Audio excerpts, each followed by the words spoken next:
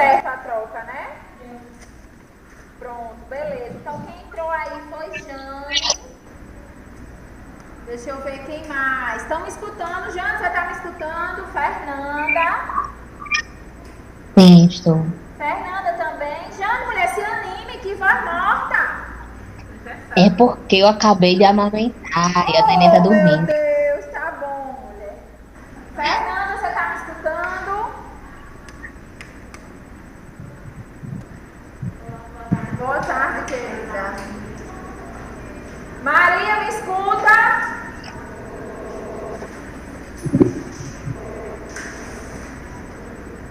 Oi. Milane é quem? Alguém consegue ler esse nome? É Milane. Não. Não sei. Lidiane. Liliane, não? Ah, Liliane, é tu, mulher. É porque tá ruim pra ler o nome aqui, viu? A tela. Ok, você me Tá. escuta bem, Lili? Tudo certo? Tô. Beleza, qualquer coisa você fala, certo? Vocês que estão em casa, qualquer coisa, alguma dúvida, vocês podem me parar que eu volto. Larissa.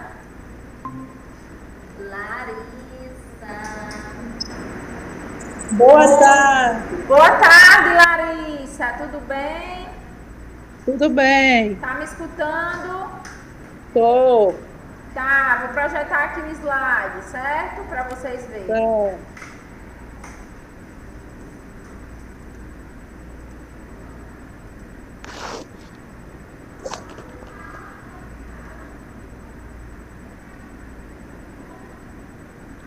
Deixa eu terminar aqui maduras pra gente.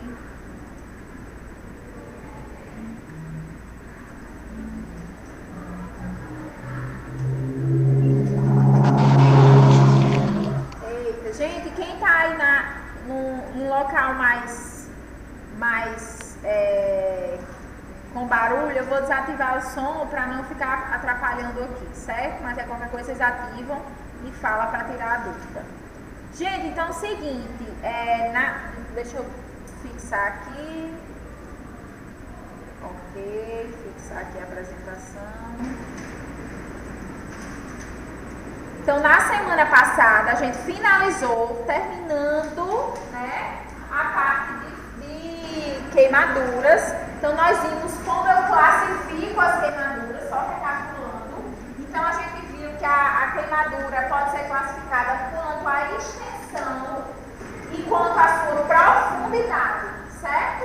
Então, quando eu vejo lá na queimadura, eu posso observar a gravidade dela, tanto quanto a profundidade, tanto quanto a extensão. Eita danada, hoje tá entrando gente, viu? Olá, gente que entrou agora, Daiane. Me escuta bem? Quem entrou com o nome ponto de oração, ponto da pregação? Quem é essa pessoa que entrou? É Adeilson? É ele a foto? Então, Adeilson.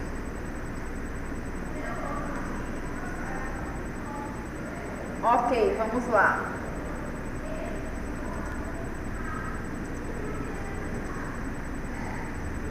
Então, quando a gente classifica por profundidade, nós vimos, gente, que nós vamos utilizar para classificar por profundidade as camadas da pele, certo?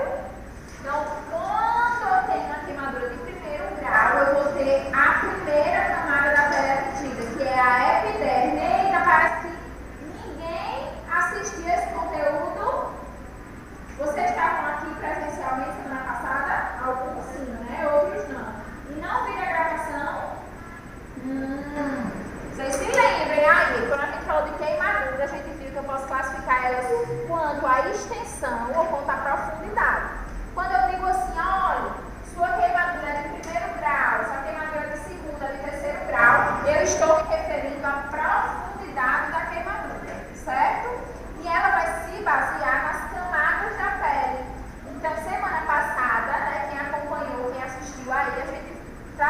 camadas. Nós temos 3 camadas na pele. A epiderme, a derme e a hipoderme, ou também chamada de tecido subcutâneo. Então, quando eu tenho uma queimadura de primeiro grau, eu vou ter apenas a epiderme sendo atingida, certo? Então, eu tenho aí a epiderme sendo destruída, que é uma simples queimadura solar. Então, se a gente pensa aí nos bronzes da vida, eita danado, hoje tá um danado, o povo entrando aqui. Se a gente pensa aí, oi Rayanara, tá ok aí? Tá. Beleza, qualquer coisa você vai falando. Tá bom. Então, se a gente pensa aí na profundidade, gente, nós estamos nos referindo, quando eu digo a primeira camada que é atingida, eu estou referindo ao primeiro grau. Então, é a epiderme, certo? É a queimadura solar. Se tem mudança de coloração na pele, a gente já considera queimadura. Então, um bronze que a gente às vezes gosta de tomar, porque acha que é bonito, acha que é estético, na verdade é uma agressão, certo? A nossa pele. Então, qualquer tipo de bronzeamento, ele gera uma agressão. A não ser que seja pintado, né? Aí realmente não tem agressão alguma. Quando a gente falou lá da classificação quanto à profundidade de segundo grau, a gente viu que atinge tanto a epiderme quanto a derme, certo? Então, a gente está diante de uma situação em que eu tenho uma lesão, que geralmente tem a formação da bolha, tá? A bolha, inclusive, não deve ser estourada. Conversei com vocês, disse que a gente, né, quando tem a formação de bolha, a bolha ela serve como um curativo biológico. Então, se eu estouro lá a bolha, eu vou expor aquela pele que está por baixo, que ainda não está cicatrizada, e ali eu vou causar uma lesão, uma ferida. Então, muitas vezes, quando a bolha é estourada, a gente vai precisar fazer curativo. Então, enquanto eu puder manter a bolha, eu mantenho a bolha, certo? Para que eu consiga ter esse aspecto de curativo. Deixa eu só botar aqui de volta. Boa tarde, meu amor. Fica à vontade. Já quando eu falo de terceiro grau, gente, aí tem todas as camadas da pele. Eita danado. Epiderme, derme, tecido subcutâneo. Eu até falei assim para vocês, pessoal, a queimadura de terceiro grau, muitas vezes ela nem dói. Sabiam disso? Por quê? Porque existe a destruição de todas as camadas da pele, inclusive a destruição dos nervos, que é que faz a gente ter a sensibilidade, certo? Olá, boa tarde. Então, sempre que eu estiver diante de uma queimadura de terceiro grau, eu vou estar diante de um acidente, de um primeiro socorro grave. Geralmente, numa queimadura de terceiro grau, eu preciso de um cuidado mais intensivo. Esse paciente vai ter que ser realmente levado a um pronto-socorro, a uma UPA, para uma avaliação mais intensa. Por quê, gente? É uma lesão que pode atingir musculatura, que pode atingir osso. Geralmente, as queimaduras de terceiro grau, elas estão associadas também muito a choque elétrico, certo? O choque elétrico, por passar uma corrente muito grande naquela região do corpo, ele vai lesionar a pele e ele pode corroer até chegar a osso e músculo, que é o famoso ser carbonizado. Não sei se vocês já ouviram esse termo, né?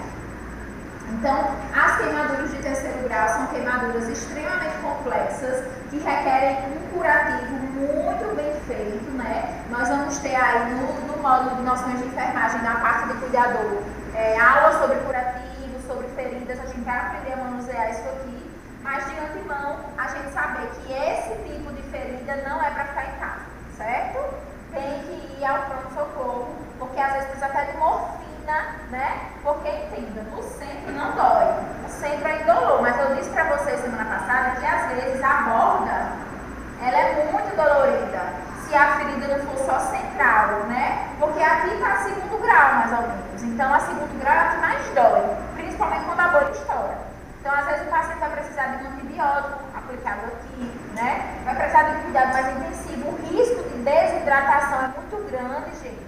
A gente desidrata muito quando a pele é destruída, porque a pele é uma barreira contra a perca de água no nosso corpo. Então, isso aqui, ó, também corre risco de desidratação. Então, nós vimos aí quanto à profundidade. E aí, a gente também viu semana passada como eu classifico quanto à extensão. E aí até pedir, gente, ó, se eu tiver aí um paciente que, por exemplo, tem a cabeça queimada, lembra que eu dei um exemplo? Né? Então vamos de novo. Quando eu classifico por regra dos 9, então sempre que vocês comparem assim, regra dos 9, queimadura, lembrem que aqui eu não estou classificando por profundidade, eu estou classificando por extensão. Então é quanto a queimadura ela se espalhou, certo? Quanto ela atingiu várias áreas do corpo. Pode ser que uma parte esteja em primeiro grau, pode ser que outra esteja em segundo, terceiro. Mas aqui não importa o grau, aqui importa a extensão, certo? Vocês sempre erram questão de prova. O que é que a regra dos 9 avalia? Aí vocês botam primeiro grau, segundo grau, terceiro. Não, gente.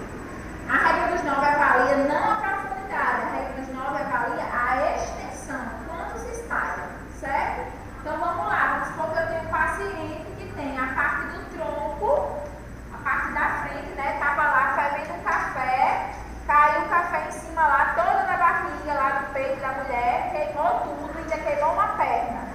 Como é que eu avalio a extensão? Vou somar. Então tá aqui, ó, o tronco, parte da frente, 18%, mais um membro inferior, que é 9%. Então 18 mais 9 dá 27. Então esse paciente tem 27% do corpo queimado, certo?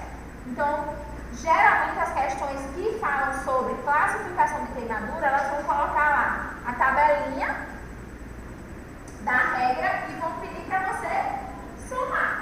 Vai dar um caso clínico lá, isso é questão de concurso, tá?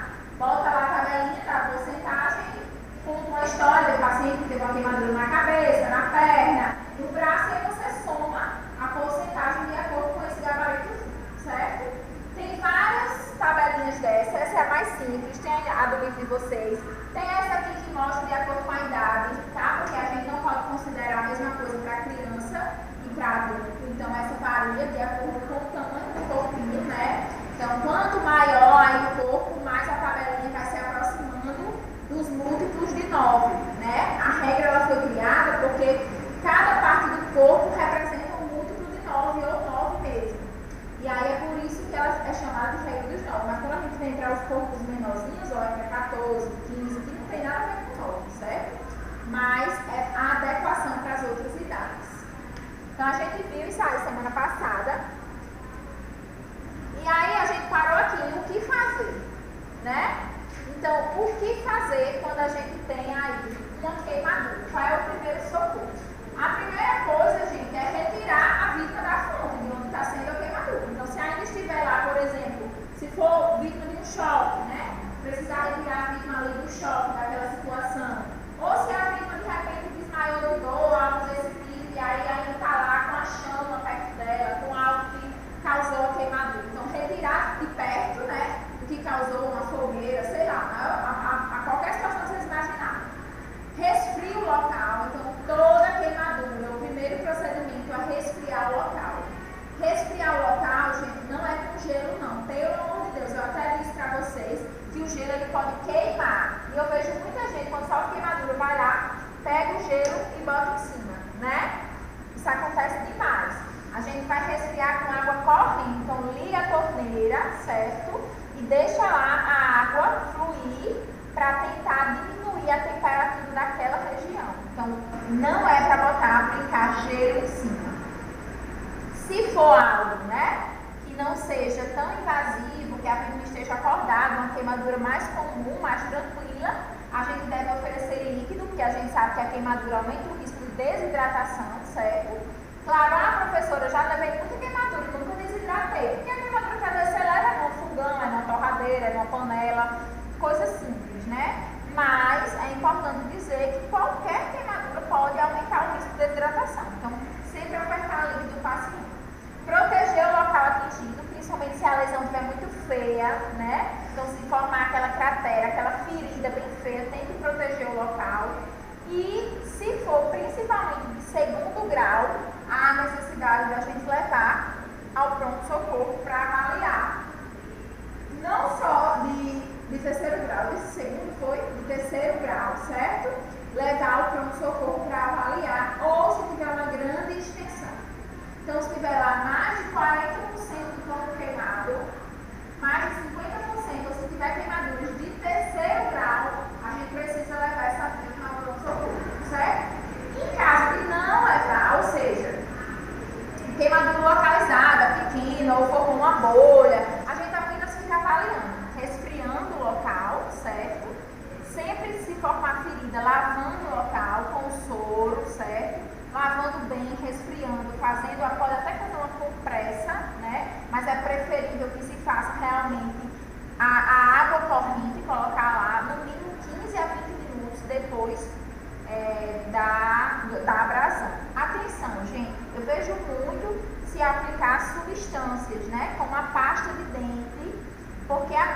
dente, ela tem na sua composição hortelã, menta, que dá uma sensação de refrescância, né? Essa sensação de refrescância, ela é confundida com a passagem da dor, mas a dor, na verdade, ela não passa.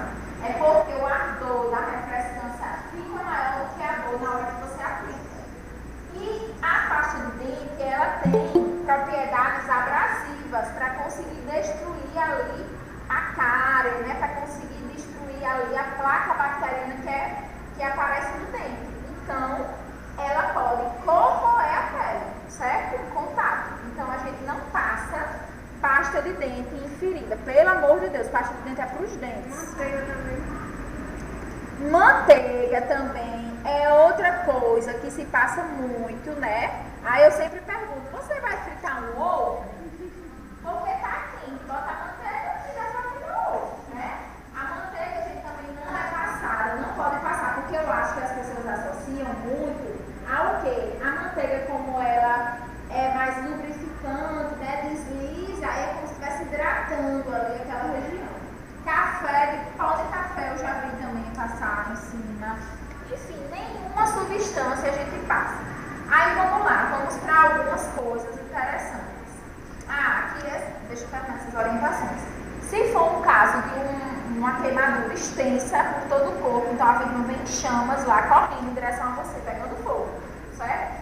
Então a gente não indica também jogar água, tá? Porque existem alguns incêndios que são causados por algumas substâncias que a água pode aumentar o fogo em vez de diminuir, tá? Então, em acidentes que a gente vê lá o corpo do indivíduo pegando fogo, o ideal é que a gente traga um cobertor grosso, ou não precisa nem ser o corpo todo, um membro, alguma coisa, né? Traga um cobertor, uma manta grossa e tente abafar ali com aquilo o fogo, certo? Por quê? Porque a falta do oxigênio. Por que o fogo queima? Porque tem lá no ar oxigênio chegando para manter a chama. Na hora que você abafa lá o cobertor ele não deixa passar mais o ar. E aí o fogo não tem com que se alimentar. E aí ele vai parando, vai baixando. Por isso que você consegue baixar uma chama, né? Fazendo um movimento com algum pano, com alguma coisa assim. Pode estar úmido, Como é? pode estar úmido. Pronto, aí isso aqui não pode, porque seria a mesma coisa de jogar água, certo? Então, se for alguma substância que seja inflamável à água, porque pode ter, certo? Eu posso aumentar a chama no corpo do indivíduo. Então, não é indicado. É indicado a gente vir com cobertor mesmo para abafar, certo? E ter atenção, muitas vezes, às vítimas de choque elétrico. Porque se tiver uma queimadura que for vítima de choque, gente, primeiro eu tenho que parar o choque. Porque se eu for lá tentar ajudar o paciente eu vou ficar pregado com ele. Igual aqueles episódios de Chaves, que saem um pregado com o outro, não é levando choque. Então não pode. Deixa eu só ver aqui. Maria França.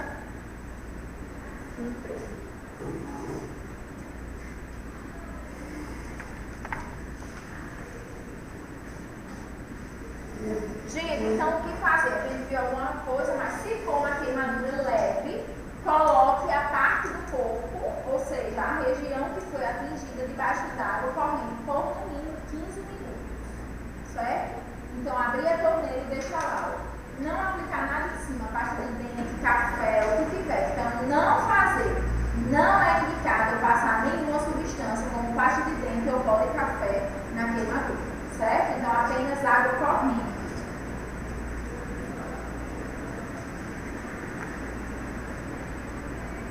Se a gente tiver, então, né, ali o que está escrito, e se a gente não tiver, gente, uma queimadura tão leve, ou seja, se já tiver uma extensão um pouquinho maior, se já tiver formação de bolha, né, se já tiver, às vezes, uma ferida, algo desse tipo, mas também não for muito grande, eu vou usar levar o pronto-socorro, cabe também a gente ter esses cuidados. Então, a parte atingida, sempre lavar com água corrente, né, ou colocar dentro de um balde com água limpa. As compressas, como eu disse, elas podem ser feitas, a compressa fria, não com gelo, certo? Com uma toalha fria, um pano frio, úmido, gelado, né? Mas é preferível realmente que a água ela corra lá, molhando a ferida. Se precisar fazer curativo, quando é que precisa?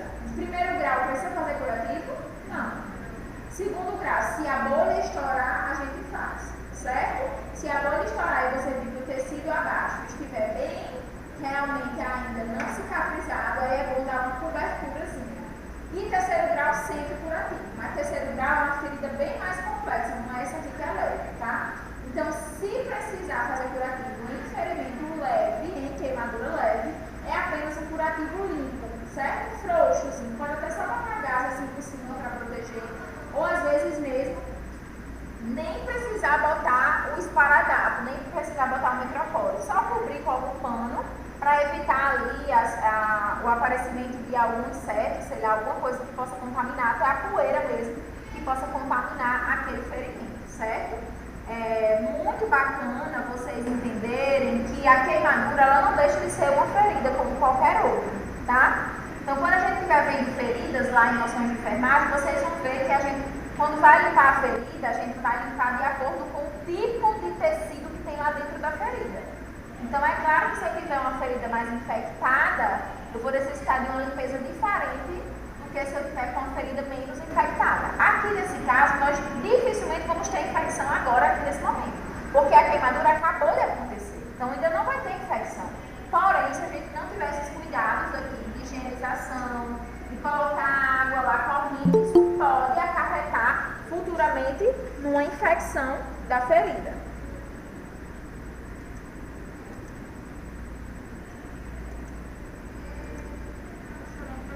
Oi, pode falar. Em que momento seria aconselhável passar aquelas fumadas? Sempre tem, né? As fumadas para queimadura, para contar, assim, para aliviar a dor ou melhorar assim, a sensação. Vamos lá, vou falar. Porque aqui fala que não pode, assim, que não pode passar nada, né? Assim. Isso. Aí... Existem algumas substâncias que eu até trouxe, vocês ainda estão copiando, mas aqui no próximo a gente vai ver. Eu já vi muita aplicação dos cremes para bebê e assadura, né? Que acontece muito a gente aplicar lá em cima das queimaduras. E aí o que é que eu digo? Se for queimadura que ainda não tenha ferida aberta, ou seja, uma queimadura de primeiro grau, certo? Uma queimadura que aí deixe vermelho, abrasão, ardência, mas não abriu a ferida, a gente pode aplicar a pomada de bebê, de assadura mesmo para bebê, certo? Não colocar por aqui. E não precisa colocar por aqui. Porém, Professora, oi. boa tarde. Oi. Só uma dúvida. No caso, só pode lavar com água fria ou pode ser gelada também? Pode ser gelada, certo? Pode lavar com água gelada também. Agora a gente evita aplicar o gelo mesmo, tá? Mas pode lavar com água gelada. Agora gelo não, tá certo? Certo, obrigada. Mas existe, gente, uma pomada chamada sulfadiazina de prata, certo? Essa é sim a indicação número 1 para queimaduras. Então, em situações... Boa tarde, professora. Boa tarde! Em situações que a gente tenha ferimento, então que tenha lá a queimadura causando ferimento, a indicação de usar a sulfadiazina de prata, certo? Que é uma pomada que ela vai agir tanto quanto antimicrobiana, quanto vai ajudar a regeneração da pele. Então, a indicação para queimadura, a única indicação de medicamento é a sulfadiazina de prata, certo? Outras a gente não indica colocar, mas tem muitas. Existe uma também que tem associação da sulfadiazina com o anestésico, para quando é uma queimadura que está causando muita dor, o paciente inchando lá de dor, entendeu? Aí eles fazem a associação desse antimicrobiano com o anestésico local para diminuir. Eu acho que é paraqueimol o nome comercial, não tenho muita certeza, mas existe essa pomadinha chamada de paraqueimol, que é para esses casos em que tem a dor. Aí ela realmente também é muito indicada, porque ela tem um anestésico local e realmente vai diminuir a dor, certo? Gente, se for uma queimadura de grande extensão, né? Então, aqui geralmente grande extensão a gente está falando de uma fibra de choque ou de que pegou fogo o corpo inteiro, né? Nessas situações, costuma-se muito as regiões que serem atingidas ficar com a roupa pregada aonde queimou, certo? Então, onde pega o fogo lá, a roupa não larga. A gente, em momento nenhum, pode tentar puxar ou retirar essa roupa, tá? Esse é o paciente que com certeza vai precisar ir para o hospital, para avaliação, né? Para ir retirando ali aquele tecido que ficou pregado. Às vezes, o tecido só vai largando, a gente vai fazendo vários curativos, certo? Então vai ficando ali pedaços, a gente tenta tirar o máximo, mas eu não vou tentar tirar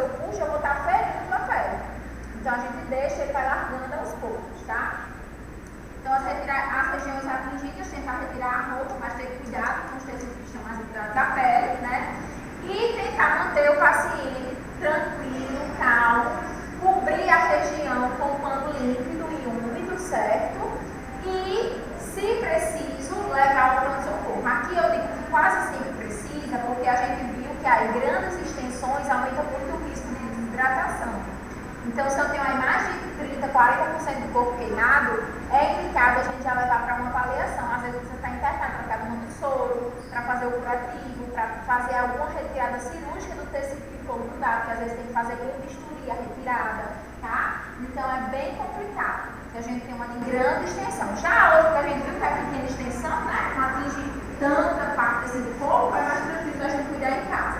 Mas essas aqui não, certo? Eu aconselho realmente levar, porque muitas vezes vai precisar de um cuidado mais intensivo. Vamos copiando, né? Ainda pode copiar.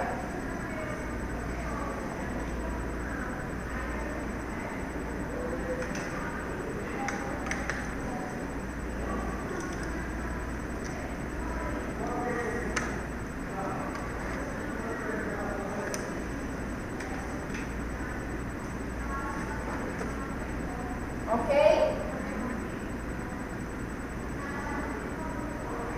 Gente, então como eu falei, se tiver uma situação em que a gente tem uma pequena ferida, uma lesão menor, né, que seja aí segundo ou terceiro grau com a bolha já estourada, né, porque se tiver a bolha não precisa cobrir, não precisa fazer nada disso. Então se a gente tiver adiante aí com segundo e terceiro grau, a gente vai fazer o quê? A limpeza com soro ou com água e sabão mesmo, lavar o ferimento, lavar a região, certo? De preferência um sabão neutro, tá? Evitar usar com cheiro, essas coisas. E aí a gente vai aplicar aí a pomada que eu falei pra vocês, o antimicrobiano, que é a sulfaniazina de prata 1%, certo? Ela é a substância que realmente é indicada para queimaduras, tá? E principalmente quando a gente tem isso aqui, ó, queimaduras de segundo e terceiro grau, que tem lá a ferida, a lesão. Lembrando que se tiver bolha, não precisa. E aí precisa se fazer, ó, geralmente curativo úmido, né, da região. A gente vai ver lá no módulo de noção de enfermagem que a gente não pode fazer curativo seco em cima de ferimento, certo? Porque se eu faço um curativo seco, quando eu boto a gás vai grudar no ferimento. E aí na hora que eu for trocar, eu vou retirar, vai sair rasgando. Então nunca vai cicatrizar, porque a cada troca de curativo, eu vou estar causando uma nova lesão ali, certo? Então quando a gente trabalha com ferida, né, seja por queimadura, seja por uma úlcera de pressão, sempre o curativo ele é úmido, certo? A gente vai aprender o que é um curativo úmido, mas basicamente a gente umedece a gase antes de colocar lá no leito da ferida, e aí por cima a gente pode colocar uma gase seca para fechar, para isolar aquela área. Pode falar. Meu esposo, ele anda de moto, tá? De vez em quando ele dá Uma quedinha, né? ou uma queda, ou às vezes bate no cano. Sim, a queimadura no cano. Ai, Aí é chato, né? Aí como ele trabalha o tempo todo de casa, aí geralmente quando ele leva essas queimaduras, eu sempre tenho que mandar fazer curativo, a gente tem que estar umedecendo a gás com óleo de girassol. A única opção, né? De toda hidratar a minha pele. Então é isso também, né? Porque muita gente não tem nem noção. Como vamos lá. Aí assim, bom você ter falado. Eu faço muito essa discussão quando a gente trabalha nas feridas, né? O óleo de girassol, ele é um ótimo óleo para hidratar a pele. Ele é maravilhoso. Porém, se a ferida tiver uma profundidade considerável, se for uma ferida muito profunda, a gente não utiliza óleo de girassol. Porque o óleo de girassol, ele não é estéril, certo? O que é que eu quero dizer com estéril? Ele não é livre de contaminação. Na hora que eu produzo, que a indústria lá, o laboratório que produziu o óleo de girassol, ele não produz o óleo pensando, olha, esse óleo vai entrar dentro da ferida, certo? Ai, Jesus. Quem tá rindo aí, hein? Tô escutando as risadas aí. Ai, ainda bem que deu certo. Glória a Deus, professora. Que foi que houve essa risadagem aí? Diga aí pra mim, que eu quero rir também. Que o povo não consegue entrar dentro na aula. A Ana disse que apertou tanto que ficou com o dedo doendo. Vai, Maria, meu eu já Deus. vi. Pois eu acho que é porque ela não tá sabendo manusear o aplicativo. Vocês, quando virem presencialmente, peçam a mim que eu oriente como é. Mas vocês estão escutando? Tá dando pra acompanhar? Tá sim, Pronto. Ok. Minha tela tá toda preta. Valha. Ó, tem duas opções no aplicativo, aparecem duas ilhamas. Quando você você bota para ver quais são as pessoas que estão, certo?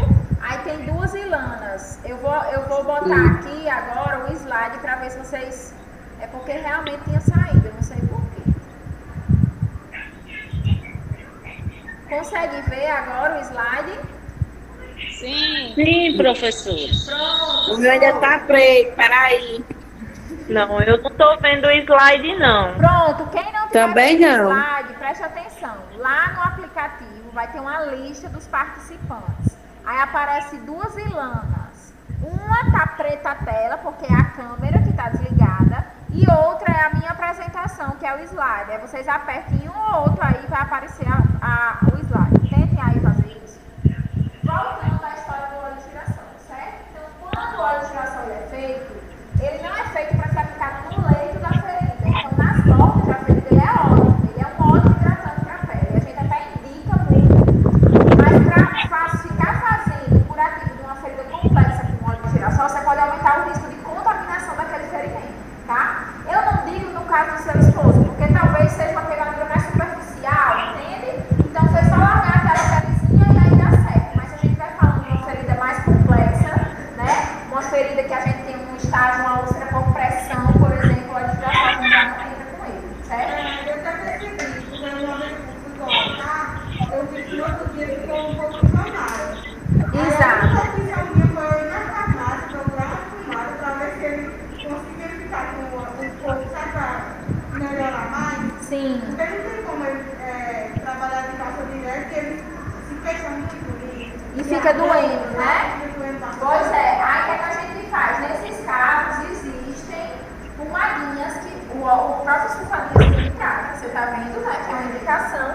E a gente pode fazer a umidade até da própria gase. Então a gente pode umedecer bem a gase antes de colocar por cima, depois coloca uma seca e fecha, certo? Pode umedecer tanto com água Professora, não consigo botar na do slide. Não umedece com água, só soro. Oi, é o que, gente que está em casa? Alguém falou?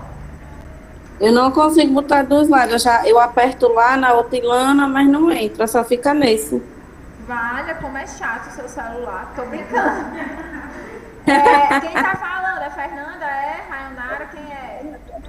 Liliane. Também não Liliane tá consegue. falando?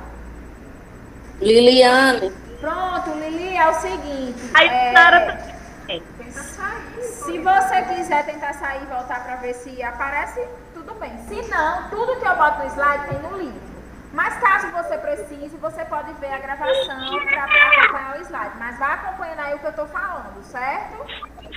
certo. Gente, então a terra de entendido, curativo sempre úmido, umedecido com soro. Não pode umedecer com água, certo? Boa pergunta. Se a queimadura for de 3º grau, às vezes, por ter aí aqueles pontos pretos de necrose, a gente vai precisar fazer um desbridamento. Então, é nesses casos que muitas vezes o paciente precisa internar, certo? Por quê? Deixa eu voltar aqui a figura para vocês verem. Ó, essa parte preta que fica na ferida é o tecido morto, tá? Se isso não sai, não cicatriza. Então, a gente vai ver lá nas úlceras por pressão, que às vezes o paciente tem uma feridinha ali bem pequenininha, mas bem preta. Aí precisa fazer a retirada daquela parte preta todinha para poder cicatrizar. Consegui botar no slide. Show! Enquanto não retira essa parte preta, gente, não cicatriza, certo? Então, muito importante a gente saber que geralmente quando é queimadura de 3º grau, por ter essas áreas de necrose, vai precisar em alguns momentos. Aí a gente tem algumas substâncias, né? Tem a colagenase, tem o Safigel, que eu vou passar para vocês na aula de feridas, que elas conseguem fazer um desbridamento químico, tá? Então não vai precisar vir o bisturi. Tem, exatamente. Inclusive uma delas a gente compra sem receita e outra com receita. A com clorafenicol, exato, porque uma tem a substância antimicrobiana, antibacteriana, e só o médico receita, certo? Mas as duas fazem o desbridamento. É porque uma vai tratar o micróbio, né, a infecção e desbridar, e a outra só faz o desbridamento, certo? Eu falo bem direitinho na aula, mas vou lembrar. Porque ela falou que tem 2 apresentações, né, da colagenase. Tem uma que tem junto com a sua composição antimicrobiano e outra sem, certo? Mas o papel da colagenase é fazer o desbridamento.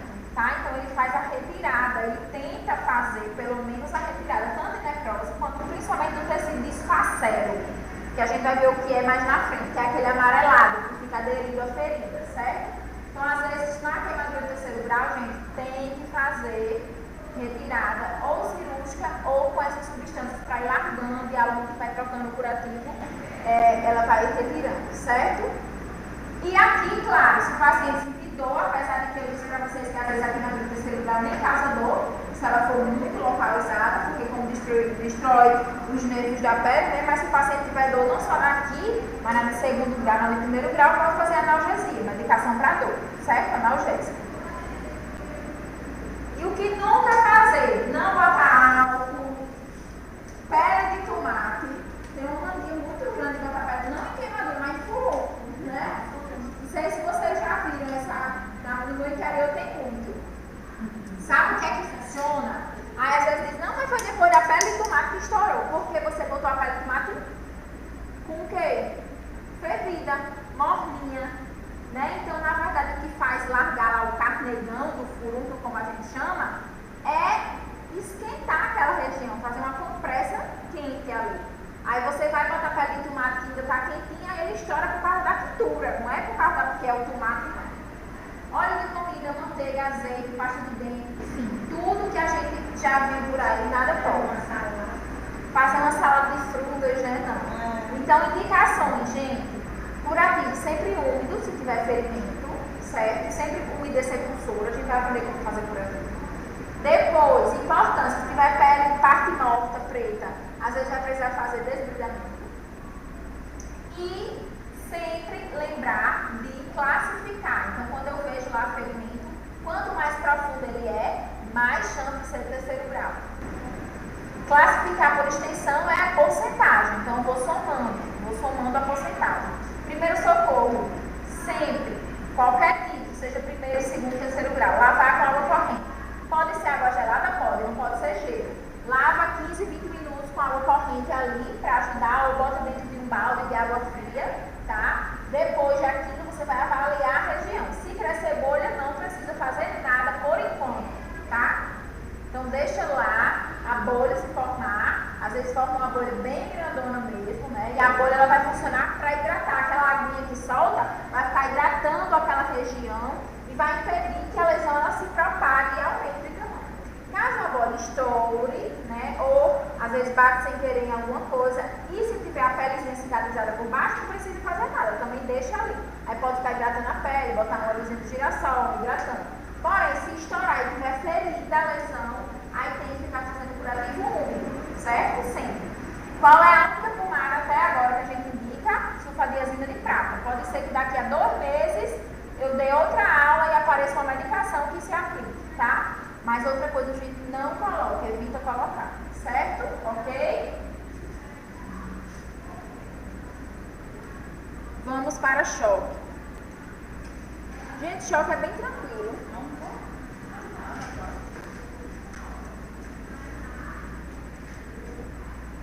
Pessoal que está em casa, eu só fiz finalizar, porque tinha faltado essa parte de queimaduras ainda na aula passada.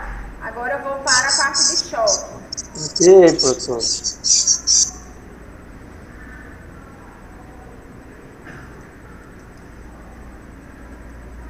Gente, choque é bem tranquilo também, certo? Não tem muito que a gente ficar se preocupando, não. Quando eu falo de choque, né?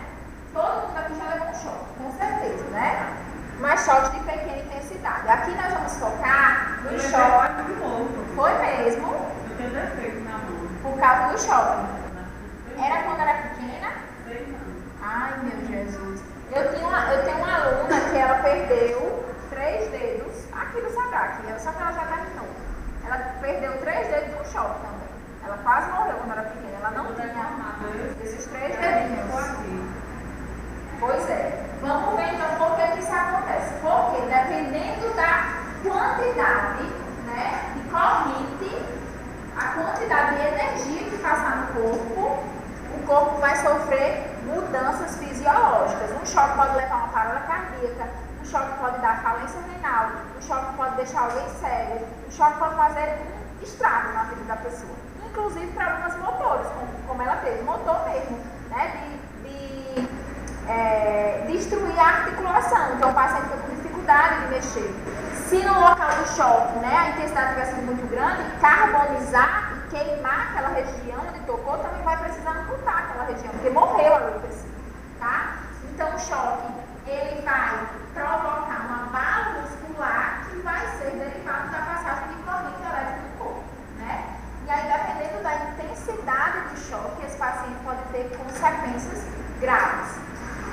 Gente, não depende apenas da intensidade, tá? Depende também de onde o choque vai atingir. Então, geralmente, os choques que percorrem a caixa torácica são os choques de maior gravidade, tá? Então, se a corrente ela for suficientemente grande para passar na parte da caixa torácica do paciente, ele pode morrer do choque. Porque lembrem que o coração é um músculo, mas ele tem atividade elétrica. Não é à toa que a gente faz um eletro, né? Para ver como o coração funciona, um eletrocardiograma. Então o coração, ele manda impulso nervoso. É como se a gente tivesse uma parte elétrica dentro do corpo da gente. Então ele tem células lá que geram eletricidade e fazem ele bater, se contrair e relaxar, se contrair e relaxar. Quando o choque percorre essa região, que atinge a área do coração, ele pode descompensar esse localzinho. É como se a gente tivesse um marca-passo natural, e aí o choque vem e bagunça esse marca-passo, tá? E aí por isso que uma das consequências do choque elétrico é parada cardíaca. Então o paciente ele pode morrer de uma parada cardíaca depois de um choque. A maioria dos pacientes que são vítimas fatais de choque são por esse motivo, por parada cardíaca, certo? Então, quais são os fatores importantes, né?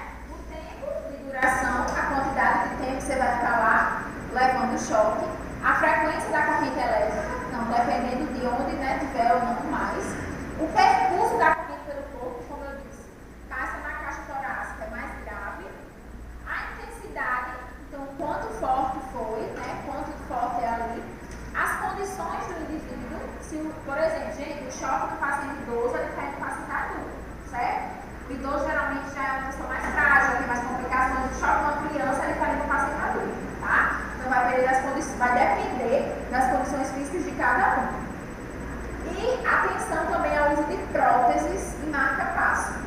Esses são os pacientes que mais sofrem com choque elétrico, tá? Imagine aí, o paciente tem vários parafusos de platina lá porque fraturou o fêmur. Ou tem uma placa lá na bacia porque fraturou a bacia. Isso pode... Você já vai, é? Vem cá.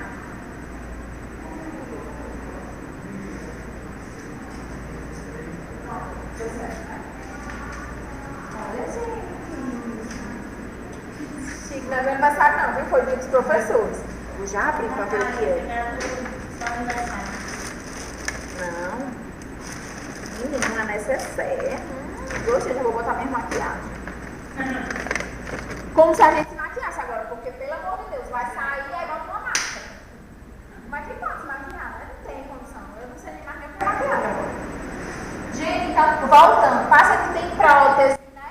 Ou paciente, prótese mesmo, amputou um pé, amputou uma perna, aí usa uma prótese. Ou que tem um pino, um parafuso, uma cirurgia, a eletricidade ela pode se concentrar naquela área, certo? Então é mais perigoso o choque nesses pacientes. Bem como o paciente que já fez alguma cirurgia cardíaca e colocou um marca-passo. Paciente que faz colocação do marca-passo, gente, são pacientes que têm alguma arritmia, certo? Algum problema de descompasso no coração. Então o coração ele não bate como deveria bater. Aí coloca lá o marca-passo vai organizar as batidas do coração. Porém, o choque vai bagunçar tudo. Então o paciente já tinha problemas de arritmia, fez uso do marca-passo para melhorar e agora levou um choque. Aí o choque passou e desregulou tudo de novo, tá? Então, bem perigoso, principalmente nesses pacientes aqui. Esses são fatores muito importantes na hora do choque. Aí uma dica que eu dou, certo? Que até é uma dica que o professor meu de física dizia bastante. Quanto mais grosso é o fio do equipamento em que você está usando, maior é a corrente que está passando ali, certo?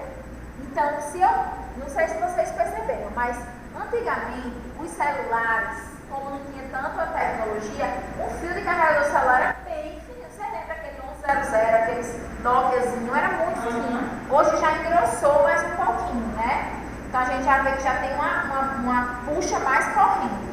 Mas se eu pego um micro-ondas, olha a lapa, a largura de um fio de micro-ondas, é muito grosso. Um secador de cabelo, uma prancha, uma televisão, né? Geralmente eles têm um fio bem mais grosso. Diferente de fiozinhos, olha esse fio aqui, ó, esse cabinho da webcam. É bem fininho, não é tão grosso. Tem fios de microfone que são mais finos ainda, do mouse. Olha aqui, bem fininho. Então a chance de eu morrer levando um choque no equipamento desse é bem menor do que se eu levar um choque no micro-ondas, uma geladeira, certo? Por quê? Porque quanto mais grosso é, mais energia aquele equipamento vai precisar puxar para funcionar. Então, consequentemente, o choque pode ser mais grave nessas situações. Por isso que a maioria dos choques que levam à morte são aquelas pessoas que trabalham com a parte da fiação mesmo, né?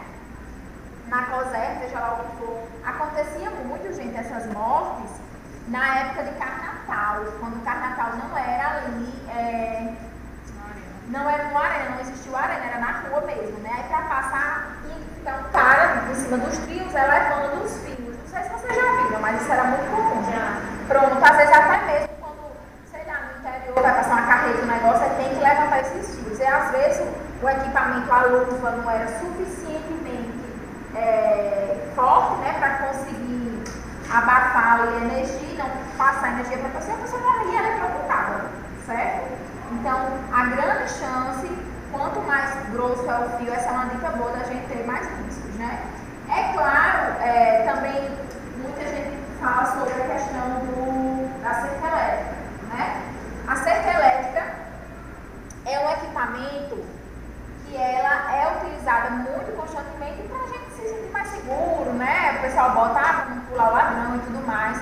Mas a cerca elétrica, gente, ela pode matar, viu? O paciente pode ficar pregado lá, o paciente não, né? O ladrão, no caso, o ladrão pode ficar pregado lá e morrer. Por isso, inclusive, que a cerca elétrica, geralmente, ela tem uma corrente alternada, certo? Não sei se vocês já escutaram, mas ela estrala.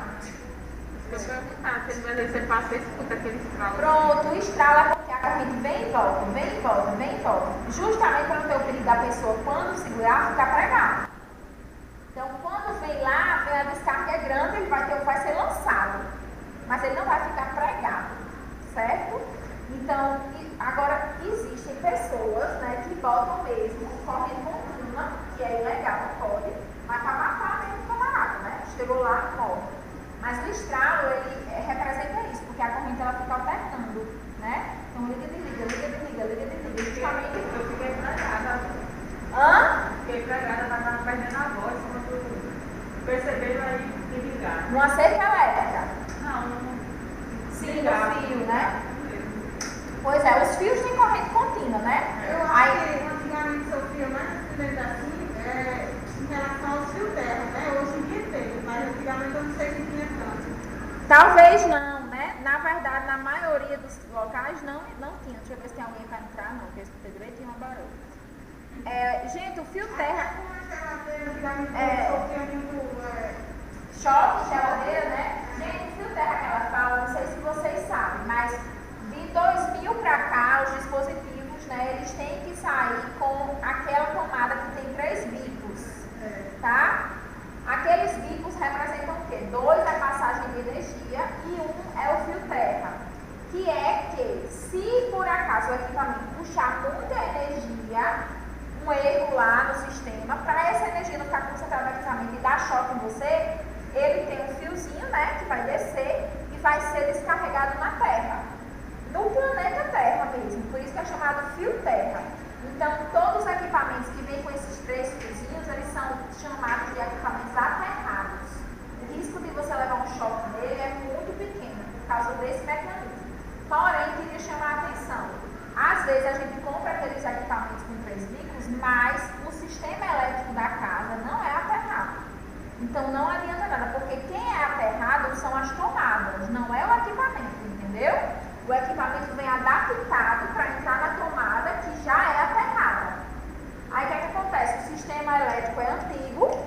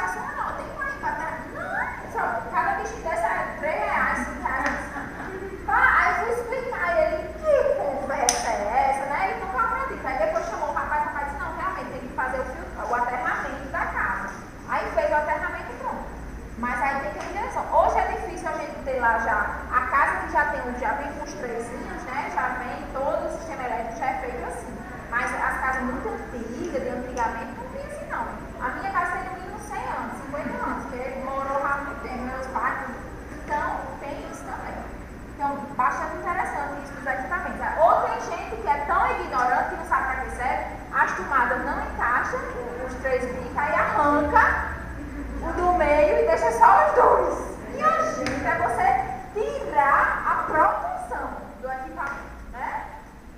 Meus primos já fizeram isso demais. E quais são, gente, os sintomas, né, gerais que o choque ele pode causar? Mal-estar, angústia, náusea, câimbras musculares, né? Isso aqui quando ainda é leve, que a gente às vezes sente, né? As parestesias, para quem não sabe, parestesia é dormência, certo?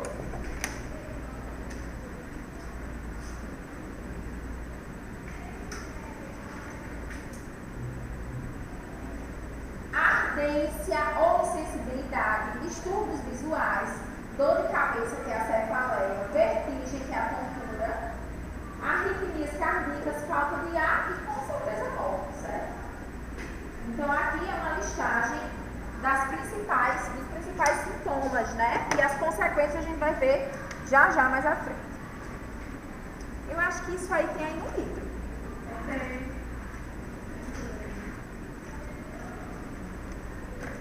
Bem bonitinho. Então, ó, esse quadrinho é bem interessante, porque a gente vê as consequências a cada sistema do corpo, né? As principais. Então, aqui, ó, transtornos cardiovasculares. Então, são uma das principais consequências. Então, pode afetar o ritmo do coração, causando infarto, causando taquicardia, certo? E parada cardíaca mesmo. Com certeza, que é o que a gente estava falando anteriormente, pode causar queimaduras, tanto internas quanto externas, certo? Então, a queimadura interna é o que a gente chama de carbonização. O indivíduo morre porque queima de dentro para fora.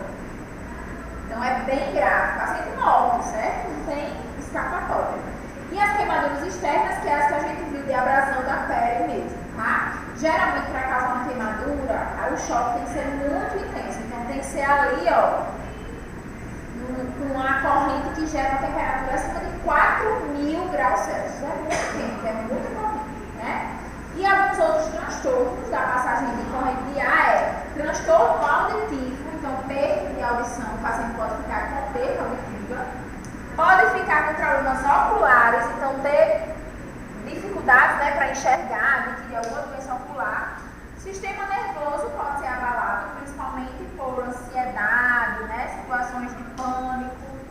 E o sistema renal pode causar falência renal. Além disso, alterações osteomusculares mesmo, né, de lesionar o nervo, lesionar o osso, precisar amputar, retirar o dedo, retirar a mão, onde foi disparado o choque, certo? Então, esses são os principais problemas que o choque ele nos causa. E aí, gente, o que fazer em situações de choque? Primeira coisa é desligar onde está vindo o choque, né? Então, o primeiro socorro para um choque é a gente desligar a chave geral, aonde está sendo disparada a corrente. E aí, uma coisa que muitas vezes a gente não sabe é onde tem o disjuntor da casa, ou onde tem o local onde a gente trabalha. Por exemplo, aqui no Sebrae, né? Eu vim saber um dia desse onde é. Então, é muito importante que nos locais que a gente, né, trabalha e mora, a gente saiba onde é, certo? Por quê? O que é aquele disjuntor? Aquele disjuntor é um equipamento de proteção, certo? Toda casa tem que ter o disjuntor. Porque se a corrente subir muito, ele dispara sozinho, certo? Então já protege, já começa protegendo daí. As casas que não têm disjuntores, elas podem subir a corrente e você morrer do choque dentro da sua casa. Então o disjuntor é programado para, esse chuveiro elétrico, ele atinge um pico de tanto de corrente. Então, vou comprar um disjuntor que só atinge aquilo ali. Se passar daquilo, se ele esquenta demais, ele desliga automaticamente o disjuntor, certo? O ideal é que tenha vários disjuntores pequenos e um geral. Tem casa que só tem um geral, certo? Só tem um pequenininho para desligar. Se a casa for pequena, tudo bem. Mas se for uma casa grande, que se utilize chuveiro elétrico, que se utilize muitos equipamentos elétricos, o ideal é que para cada chuveiro tenha um disjuntor, por exemplo, certo? O chuveiro é um dos equipamentos que mais gasta energia, que mais puxa corrente, o chuveiro elétrico. E também tem muito risco risco de choque, viu? Tem muito risco de choque. Eu já levei choque em chuveiro elétrico, que não foi aterrado, né? Os chuveiros, eles têm que ser aterrados. Lá onde eu moro, o pessoal estava começando a instalar o chuveiro elétrico. Aí estava disparando, sozinho que juntou. Tudo isso por causa da conexão dos fios que eles acabaram errando. Aí estava esquentando, puxando demais. Aí o disjuntor, exatamente. Então acontece muito. Então o disjuntor é um fator de proteção. Então na hora que a gente tiver uma vítima que esteja sofrendo um choque, a primeira coisa é desligar onde está passando a corrente, certo? Desligou, aí a gente vai ver como ela está. O nosso impulso muitas vezes é pegar e puxar a pessoa. Mas não pode, porque senão você vai ficar pregado também, certo? A corrente vai lhe puxar e você vai ficar ali também.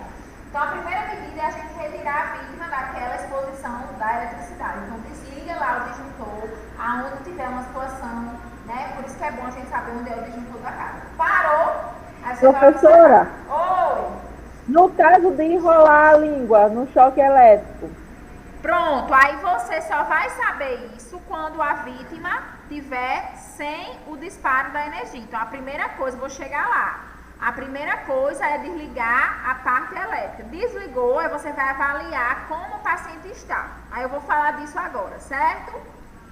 Então, vamos lá, vamos avaliar. Então, primeira coisa, desliguei lá a corrente não está passando mais.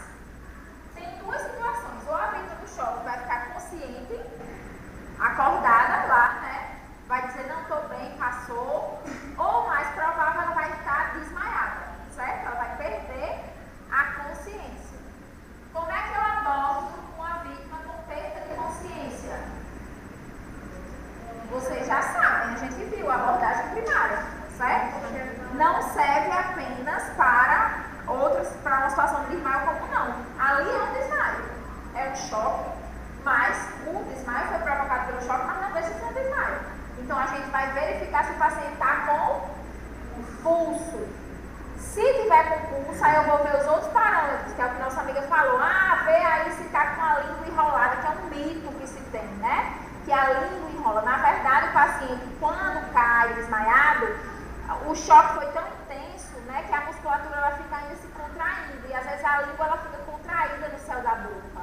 E até está impedindo o paciente de respirar. Então a gente pode fazer a elevação do queixo, que a gente viu, né? A elevação da cabeça para tentar ajudar o paciente a respirar e começar a verificar os sinais vitais dele. Então nunca eu aconselho vocês botarem a mão na boca do paciente para tentar baixar a língua ou fazer algo desse tipo, porque a gente pode estar aí se expondo a um risco, a uma contaminação, uma situação desse tipo. Então, quando a corrente, o efeito da corrente passar, o corpo vai relaxar e essa língua, por acaso, se estiver contraída, ela vai também relaxar.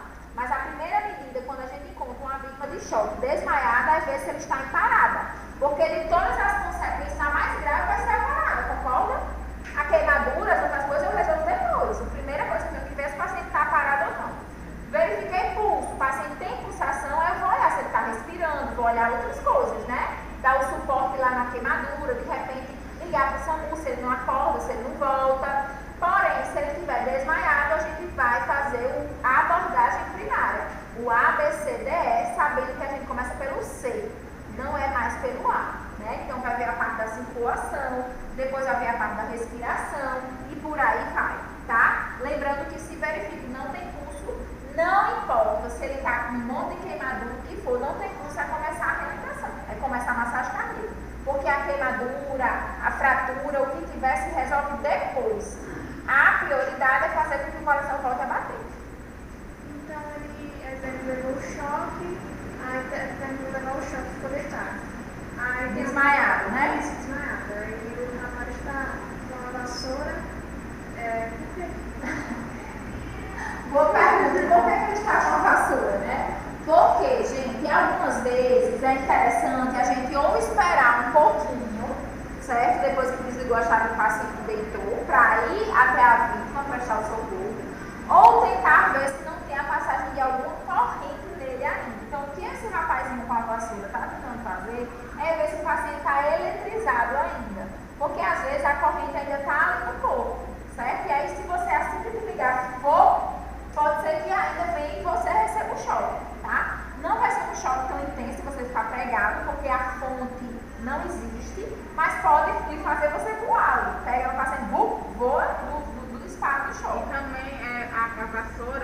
madeira não conduz corrente elétrica, né? Isso, Tem os mas materiais aí, que não isso. conduzem. Agora sim, cuidado muito grande. Foi até bom ter falado isso. E a borracha também. Ninguém sabe se é realmente de madeira ou coisa. Exato. Uma coisa muito importante é porque às vezes os cabos de vassouras não são de madeira. A maioria hoje em Né? dia. A maioria hoje em dia são daquele material que parece um ferro mesmo. E outra coisa, se o cabo da madeira estiver molhado, por exemplo, uma vassoura que dormiu lá fora na chuva, ou uma vassoura que a gente usa dentro do banheiro, esse cabo, mesmo de madeira, pode conduzir eletricidade, certo? Por causa da água. Então, vai saber quando está molhado ou não. Às vezes está por dentro, sei lá, né? Então, eu prefiro, ao invés de tentar visualizar assim, esperar cerca de 2, 3 minutinhos, né? Para ter menos risco do corpo estar eletrizado. Porque na hora que ele cai ao chão, gente, o nosso planeta Terra, ele vai sugar essa eletricidade. É como se fosse funcionar como um fio terra, né? Então, em algum momento, essa eletricidade vai parar de acontecer.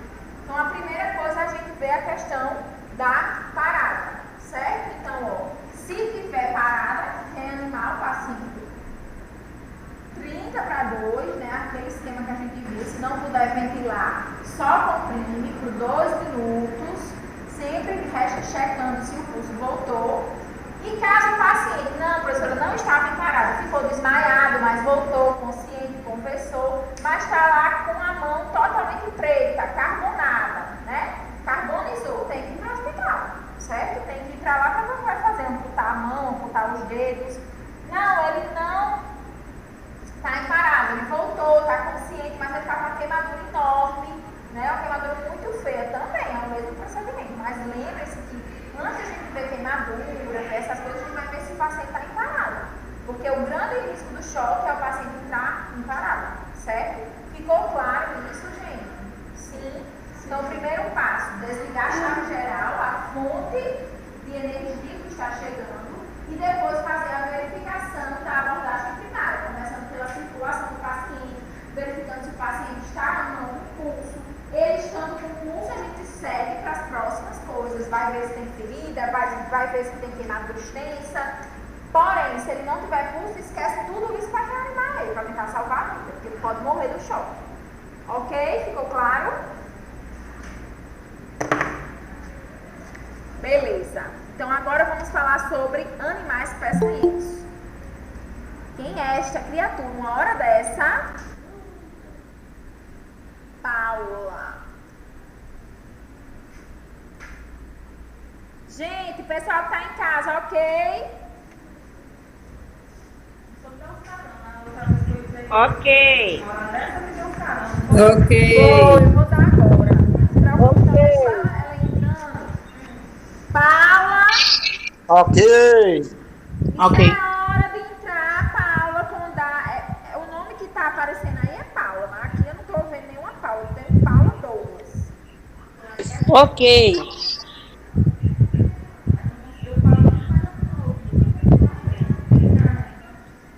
Quem é que entrou com Paula, gente?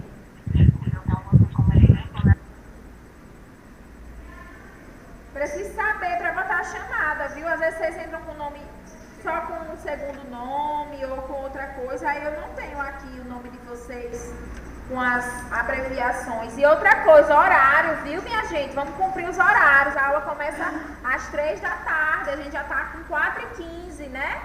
Não é porque está no online que a gente não tem que cumprir horário, tem que cumprir, viu? Diz, Paula, mulher, o teu nome verdadeiro, ou se é Paula alguma coisa. E saiu, ó. Entrou e saiu. Mas não tem como, porque só quem tem acesso ao link é o grupo de vocês. A não ser que mandou pra outro. Não, mas é não sei o que com dado. Aí, aqui é Paulo Douglas da Silva Carvalho. Não tem. Ele é um Paulo aqui, mas tem uma Paula não. Será?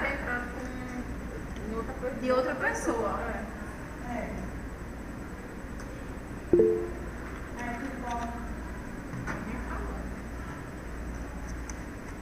Alguém falou. Vamos ver se foi ela que falou.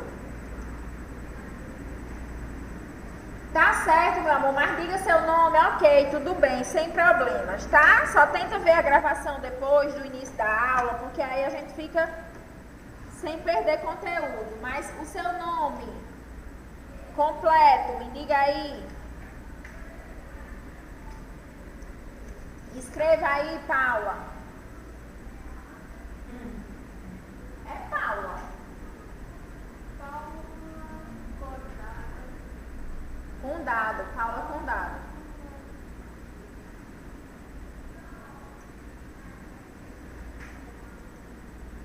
Gente, então vamos lá, certo? Vamos para o nosso capítulo 6. Então, neste capítulo 6, nós vamos abordar animais peçonhentos, tá? É um tema que muitas vezes a gente não vê abordado em muitos cantos, né? Dificilmente alguns assuntos como queimaduras, como essas coisas, a gente às vezes tem conhecimento da briga, né? Que já tem feito, que já vai conhecer, mas acidentes com animais peçonhentos é algo que muitas vezes não é tão trabalhado, certo? Na parte de primeiros socorros. Mas eu gosto muito de trabalhar ele, por quê? Porque nós estamos em uma região que tem bastante acidente com animal peçonhento, principalmente com escorpião. Eu já vi, pequeno, mas já vi. Mas já vi, pois é. E assim, nós temos um hospital de referência do estado, que é o José do Trigueiro, né? Que trabalha com toda essa parte de produção do soro contra o veneno e também de tratamento dos pacientes. Então é importante que a gente conheça, certo? Então, aqui no nosso estado, Rio Grande do Norte, os maiores acidentes, né? Onde a gente vê mais predominâncias são realmente de cobras e de escorpião, certo? Muito mais do que aranha. E aí, claro, quando a gente fala de cobra, é muito mais comum em situações mais rurais, né? Ou interiores que tenham muitas plantações, pessoa que mora mais perto da parte mais rural. Mas muito interessante a gente avaliar que muitos desses acidentes acontecem porque a gente invadiu o ambiente deles, né? Então, a natureza ela vive em harmonia, mas a gente, o homem, muitas vezes começa a atingir regiões que não eram para estar, era para estar a floresta lá, né? E aí a floresta vai se vingar e vem para cima da gente. E aí, por que a gente trabalha animais peçonhentos? Nem toda cobra é peçonhenta, certo? Porém, as que vão ter como a gente fazer alguma coisa no socorro são as que são venenosas. Porque as que geralmente não matam com veneno, elas vão matar com constricção. Quem já assistiu o filme da Anaconda? Eu morria de medo, né? Ah, Maria, morria de medo. Aí, quem não assistiu, assista. É bom, dá uma adrenalina boa, né? Que é uma cobra do tamanho do mundo que sai lá matando várias pessoas. Tem Anaconda 1, 2, 3, quando eu era adolescente era o auge. Aí a gente assistia, né? A anaconda, gente, ela não tem veneno, certo? A anaconda, ela mata, vocês, quem lembra que a gente ela mata imprensando a pessoa, né? Então, o que importa pra gente, a nível de medicina, de conseguir fazer alguma coisa e ter algum medicamento, é quando tem um veneno que a gente consegue inativar, né? O paciente que é vítima de uma cobra dessa, não vai morrer, infelizmente, por constricção. Quando você achar ele, já era. Agora, quando a gente tem acidentes com animais que inoculam veneno, hoje a gente já tem a produção dos soros antiofílicos, né, que nós vamos ver como são feitos, e o que conseguem inativar o veneno.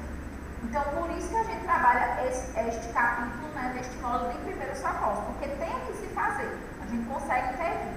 Quais são os 3 animais, né? A gente vai trabalhar alguns tipos de mosquitos também, né, de animaizinhos que vivem lá. Mas, assim, os principais são escorpiões, as cobras e as aranhas, tá? A gente vai ver que algumas aranhas, elas nem têm produção de veneno mesmo, mas às vezes o pelo dela é tóxico, como a caranguejeira, por exemplo, certo? Que é aquela bem feiosa, grandona, né? Que tem muito aqui no estado, muito mesmo.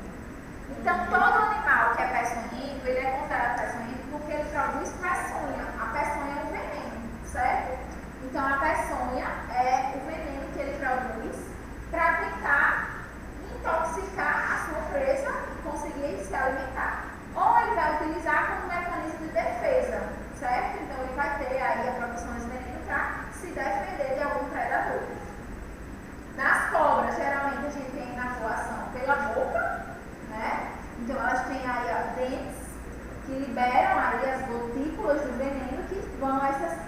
que vão ser inoculadas também no corpo do indivíduo, tá?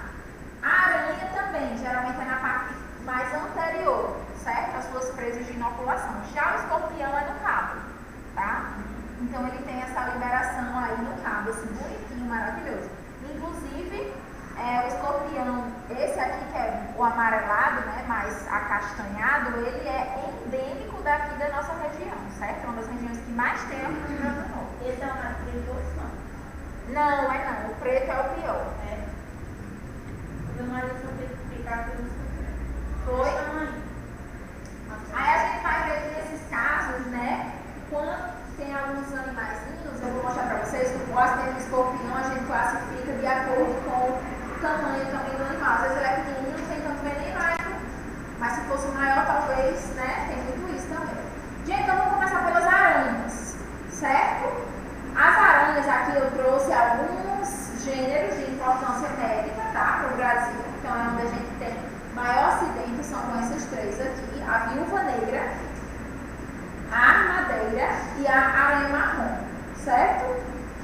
Elas só atacam quando são machucadas, então as bichinhas não são agressivas, né? Você viu uma aranha, deixa ela passar, ela não vai me atacar.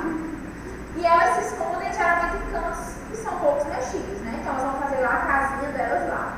Uma curiosidade, vocês sabem por que essa é chamada de viúva negra? Porque quando ela, né, arranja um parceiro que namora com ele, ela mata ele, depois que ela engravida. Então, a viúva negra, certo? Ela mata os parceiros sexuais. É esperta, né? Vai aqui pra lá, já peguei meu menino, agora não se vira. Então, ó, quais são as reações que elas podem causar, certo? Então, aqui nós temos algumas reações das principais que a gente encontra no Rio Grande do Norte, que é o que importa para nós. Vocês viram que a armadeira, né, ela saiu daqui, porque a armadeira não é comum a gente achar aqui, certo? Então, o que a gente mais acha aqui no Rio Grande do Norte são essas aqui. A viúva negra que tem, viu? A gente acha que não tem, mas tem. E ela tem essa característica bonitinha, assim. A aranha de grama, que é uma aranha que a gente vê muito em casa. Não é só em grama, não, vê muito em casa. Ela que está bem ampliada, mas ela é pequena. Ela é menorzinha, assim, certo? E tem a caranguejeira, tá? Quais são as piores, né, no sentido de sintomas? É a viúva negra e a aranha de grama. A viúva negra principalmente, certo? Por quê? O que é que ela vai causar? Além da dor local, queimação e tudo mais, ela vai causar rigidez muscular. Então ela vai travar a musculatura, certo? Então passa uma espécie de dor, contração muscular. E aí, muitas vezes esse paciente ele precisa ser medicado, precisa usar a medicação e até o soro com o antiveneno dessa bichinha aqui, certo? Então aqui eu botei alguns sintomas: queimação, dor, a pápula. O que é pápula, gente? São manchinhas, principalmente onde ela ficou, né, onde foi a inoculação, fica a pápula. Então o aumento, o inchaço da região e a vermelhidão, certo? Que é o eritema é de vermelhidão. As lesões, elas são multiformes, então ficam os pontinhos, né? Contratura muscular, tremores, rigidez, tanto abdominal quanto contratura facial. Então pode causar uma contratura na face, certo? Então essas são as características dos sintomas quando a gente tem acidentes com essa aranha. Já quando a gente fala da de grama, a bichinha não causa muito problema não, certo? É muito raro acontecer problemas secundários com ela. Vai causar apenas mesmo a dor local, né? E um vermelhidão, alguma infecção local que possa levar a necrose, mas é muito raro acontecer. E se a gente fala da danada, da caranguejeira, gente, essa coitada que não faz nada mal a ninguém mesmo, certo? Acontece que ela é muito feia, né? A gente tem medo porque ela é grande, ela cresce muito. Tem relato, gente, de bichas dessa com 1 metro, até mais. Elas crescem muito mesmo. Então imagina uma tarântula dessa enorme chegando perto de você, né? Eu tenho medo também, eu acho muito feia, eu corro. Mas a única reação que ela pode nos causar, ela não tem nem a inoculação, é por causa dos pelinhos, tá? Ela solta, ela é toda peluda, quem já viu ela perto sabe. Então ela solta esse pelo no ar. E aí pode causar coceira, urticária. Se você tentar pegar somente a coceira, ardência, coceira, urticária mesmo. Mas levar a morte ela não vai levar, certo? Então a bichinha assim, geralmente ela é matada, toca fogo, né? A gente toca fogo nela. Joga álcool, toca fogo. Joguei álcool fogo toda semana pra ela mesmo. E destruir na casa. Pois é, mas a reação dela é geralmente só local, tá? Só vai causar lesão de urticária. Então, sejam vendo que os acidentes com aranha não são tão graves, né? São situações em que a gente não viu nenhum que vai levar uma morte, algo desse tipo. Geralmente o que a gente faz, se tiver muita dor, muito incômodo, faz uma analgesia, então faz uma medicação para dor, fica observando. No caso da viúva negra, às vezes é necessário realmente entrar com o soro antiveneno da viúva negra, se tiver as contraturas e tudo mais. E aí o paciente depois se recupera, fica super bem, né? Diferente dos acidentes com os outros animais que a gente vai ver. Então, ó, o tratamento é sintomático, certo? Dos sintomas. Já essas danadinhas aqui, né, elas podem realmente levar à morte. Então, existem aqui, ó, dois tipos de serpentes, certo? As serpentes que são com peçonha, que elas vão ter, ó, essas presas, estão vendo? E as serpentes que não têm peçonha, vão ter vários dentinhos e tudo, mas elas não têm a presa para inocular veneno. Existem as proteróglifas, que tem essa presa única aqui e é mais para dentro, menorzinha. E existe essa solenóglifa, que é uma presa bem maior, ela já na abertura da boca. Assim que ela abre a boca, você já vê a presa, certo?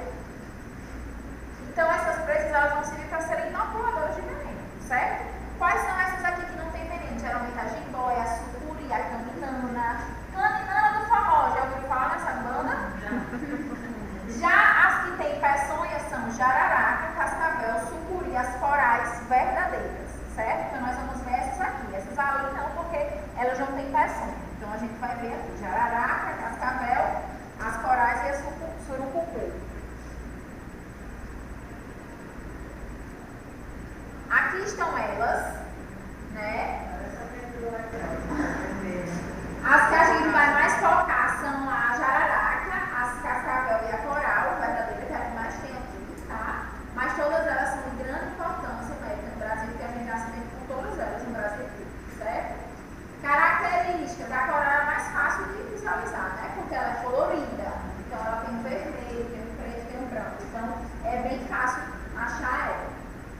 Só que as outras elas são muito parecidas, a cor é muito parecida, né? Então, a grande característica para diferir é que a cascavel ela vai ter um chocalhozinho, né? Quem já está no meio do mato já escutou essa zoada? Demais, né? O pai já tirou o chocalhozinho. Eita, essa aí é brava, viu? O pai matou ela de tiro. É bem bonzinho ele. Já essas outras, gente, elas são muito parecidas. Então, a diferença mesmo vai ser o chocalho na cascavel. Então, vamos ver uma por uma, certo? O que é que o veneno da jararaca ela causa? Então, a jararaca, ela tem efeitos muito locais. Aonde for habitada, vai ficar horrível ali, certo? Vai nascer uma bolha gigante, sanguinolenta. O paciente vai ter muita dor, vai ficar roxo, vermelho, feio. Onde ela ficou, vai aparecer ali na hora aquele ferimento, vocês vão ver. Por quê? Porque o veneno dela tem enzimas proteolíticas. Lise é de quebra de proteínas, certo? Então, essas enzimas proteolíticas, elas vão atuar principalmente alterando a coagulação do sangue do paciente. Por isso que a ferida ela fica logo sanguinolenta. Pode criar uma bolha, né, de sangue e o paciente pode começar a sangrar pelas mucosas.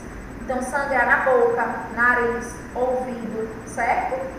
Claro, gente, que se o paciente não for encaminhado ao setor, né? Ficar em casa tentando, não é instantâneo. Ah, levou aqui a picada, está sangrando o nariz, corre. Não é assim também. É tanto é que geralmente fala que quando você é picado por alguma cobra, a gente quem vai lá e suga o veneno. Aí, tipo assim, eu preciso falar assim, que acontece rápido, né? Que se espalha, que eles ficam aumentar Pois é. cardíacos e tudo mais.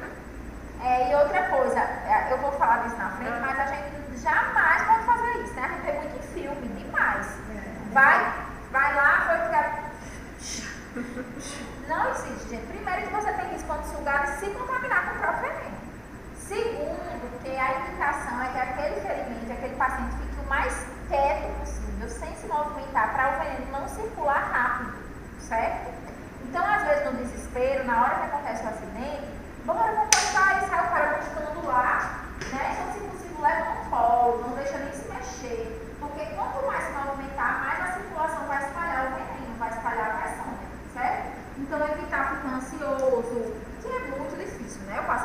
ansioso com medo, mas pelo menos andar, se movimentar, a gente consegue diminuir já o espalhamento do veneno. Se eu for sugar lá, eu vou movimentar o membro, então vai espalhar até mais fácil o veneno. Então, não serve. Logo também que o veneno, ele vai para a circulação, então ele não vai ficar localizado ali para você conseguir puxar e tirar ele, não. Ele já está lá se espalhando, certo? Então, não tem efetividade nenhuma, a gente vê demais, né? Fazendo. Então, pode causar hemorragias na mucosa e a região, ela pode necrosar. Então, vou mostrar aqui umas fotinhas para vocês verem. Então, ó, esses são fotos de acidentes reais, certo? A gente vê a formação lá. Aquele ali foi o pé, ó, uma bolha enorme, né? Uma cheia de sangue, um inchaço.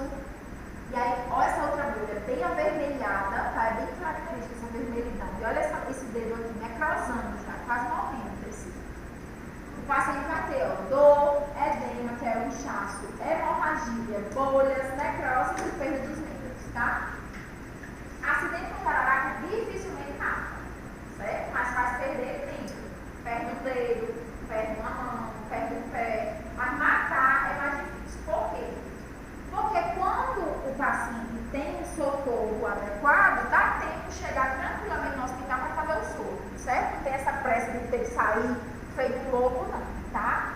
Mas, claro, se ele primeiro começa a aparecer isso, depois vai evoluindo para cuspir sangue, né? Como a gente tem aí, o paciente cuspindo sangue, saindo sangue no nariz, no ouvido, a gente já está dando uma gravidade maior, certo? Por isso a questão de o paciente ficar o máximo possível parado, né? Parado, exatamente, sem movimentação, até para evitar mais sangramento, tá?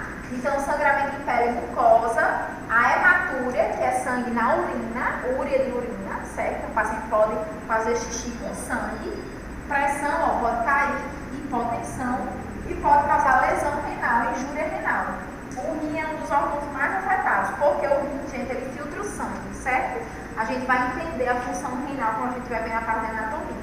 Mas já para vocês saberem, o rim, ele tem um papel de filtrador do sangue para produzir urina. Se o sangue está intoxicado com veneno, quando o sangue chega lá, vai intoxicar o fígado, o rim também, e ele vai sofrer. Por isso que, geralmente, acidentes com cobra fazem injúria renal, lesão renal. O rim é lesionado mesmo. Gente, eu posso passar até, mas tem aí no livro, mas algumas coisas não tem. Eu posso passar esse slide, agora você tem que me pedir. Já quando a gente fala da sucuri, aí a gente tem aí efeitos também mais localizados, certo? Então, é muito semelhante com a jararaca, mas a gente vai ter o aparecimento de uma coisinha chamada de choque. Então, já é uma gravidade maior, né? Às vezes, com jararaca, às vezes não leva um choque. Mas já quando a gente tem com a sucuri, a gente tem esse aumento do risco de choque. Lembra do choque sistêmico? Gente, alguém aqui viu o uniforme que tá branco? Então, aqui a gente tem efeitos locais, ó, como as bolhas, o inchaço, a necrose. Mas a gente vai ter efeitos sistêmicos também, como náuseas, vômitos e até o paciente entrar em choque. Então, ele pode evoluir para um choque, certo? Nesses casos, peraí que eu falo de lá da cascavel, achava que nesses casos, gente, a gente vê que o veneno da sucuri, ele não tem aí a possibilidade de causar sangramento, certo? Então, vai ser essa ação local mesmo, inchaço, vermelhidão, pode necrosar, mas ele não vai causar sangramento no corpo. Que ele vai causar isso aqui, ó, náuseas e vômitos, tá? Podendo até o paciente chegar a choque por desidratação, porque está vomitando muito, nauseando, né? Aí isso pode levar ele a desidratar e entrar em choque. A cascavel já é bem traiçoeira, certo? Porque no local quase não vai ter nada. Não vai criar bolha, não vai fazer dor, não causa muita dor, o paciente não sente dor, mas os efeitos sistêmicos podem levar à morte rapidamente. Então, ela é muito traiçoeira, porque de efeitos locais não é quase nada. Vai ter uma dorzinha, um discreto edema, inchaço, uma discreta dormência, mas dor como os outros, de ficar vermelha, aquela coisa inchada, não, tá? Ela vai ter a presença do ninho, né, que é o chocalho, mas olha os efeitos sistêmicos dela. Morte. Pior, né? Pode levar à morte. Então, apesar de não doer no local, ela pode levar a morte. Então tem que ter muita atenção com ela. Olha aí, por que ela leva a morte, né? Ela vem com manifestações neuroparalíticas. Então ela lesiona o sistema nervoso do paciente, certo? Além disso, vão causar sintomas sistêmicos como cialorreia, que é a produção excessiva de saliva. Então vai parecer que o paciente está espumando pela boca, mas na verdade é excesso de saliva, certo? Mialgia, dor muscular intensa no corpo. Mioglobulinúria, o que é isso? Gente, isso é muito mais grave do que sair urina no xixi. Olha a cor da urina que fica assim. Então ele libera proteína mesmo do sangue. Não é só fragmentos sanguíneos que saem, não. Os outros eu disse que era só uma hematúria, né? Então é como se fosse fragmentos do sangue. Aqui ele libera mioglobulina, proteína mesmo, carregadora do sangue. É como se o rim não filtrasse o sangue Isso, direito para ele passar. exatamente. O rim ele para de funcionar, porque pela falência ele passa tudo, vai embora tudo, certo? Então é exatamente isso. E aí tem esse aspecto, ó, de deixar o paciente com a urina bem escura, cor de Coca-Cola mesmo, tá? E olha aí as manifestações neuroparalíticas, né? A face fica nessa característica, o olho baixo, parece que ele está tendo uma paralisia facial. Estão copiando, né? Já a coral, minha gente, ela também é muito traiçoeira, ela dá uma da faz. Por quê? Porque local aí que não tem nada mesmo, aí que não dói no local. Se na outra a cascata já não doía, essa aqui que não dói mesmo, certo? Então o efeito local praticamente é ausente. No local que ela ficou não dá nada. Porém, o efeito sistêmico é de morte, né? Então o que é que ela causa? Sistemicamente, né, ela vai causar, além das faces miastênicas, siderotóxica, igual a outra, ela vai causar uma situação gravíssima, que aqui nesse caso tem que correr para o hospital mesmo, certo? Porque ela causa paralisia paralisia do músculo do diafragma, que é o músculo que vai auxiliar na respiração, na expansão e contração pulmonar, né? Nós vamos ver lá em anatomia, mas ele anatomicamente está disposto aqui, ó. No fim da caixa torácica. E é ele que permite a expansão e a contração pulmonar. A partir dele que a gente respira. Então, se ele paralisa, o paciente vai entrar em parada respiratória, evolui para a cardíaca e morre. Certo? Então, o paciente para de respirar. E aí, ó, você fica muito ansioso, o veneno vai espalhar mais rápido e vai acontecer mais rápido. Certo? Então, a gente evita realmente que esse paciente ele se exponha a uma situação de muita movimentação para evitar que as consequências aconteçam mais rápido. Então aqui tem um resumo, certo? Dos três principais. Aqui é a jararaca, a cascavel e aqui o coral, certo? As três principais. Aqui é porque são os nomes científicos dela, certo? Vou até botar aqui. Jararaca.